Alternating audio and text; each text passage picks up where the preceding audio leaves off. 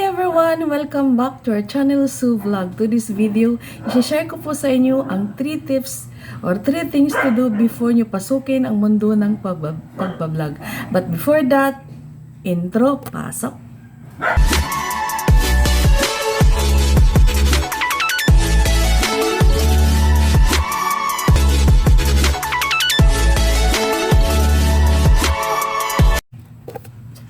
Tips bago ka magsimula sa pagbablog o balakin mo mag-YouTuber. Una, cellphone na may camera. At saka internet. Yun yung pinaka-importante. Dapat may cellphone ka na may camera, rear man o back or front camera.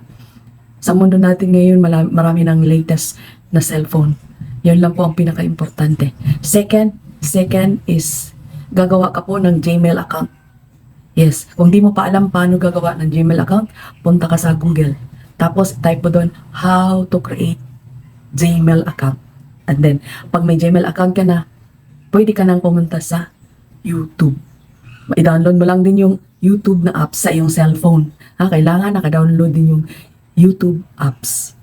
And 3, gagawa ka na po ng account mo sa YouTube channel. Gagawa ka na ng sarili mong channel. Doon, i-click mo yung apps, doon sa yung cellphone, i-click mo yung apps ng YouTube, tapos gagawa ka ng sarili mong channel. For example, sa akin, nilagay ko is Sue Vlog. Ayan. Gagawa ka ng sarili mong pangalan ng iyong channel. At sa baba, fill-upan mo doon kung anong kailangan mong fill-upan. Tapos, congrats sa'yo, may YouTube channel ka na. Isa pa, huwag mong kalimutan ang iyong password at saka user's name. Importante yun. At kung nakatulong po ang video na to sa iyo, please pa-like and share and pa-subscribe na rin. At pa-click sa notification bell para ma-notify ka po pag may bago akong ina-upload na video. And comment down below kung ano pa pong gusto nyong malaman.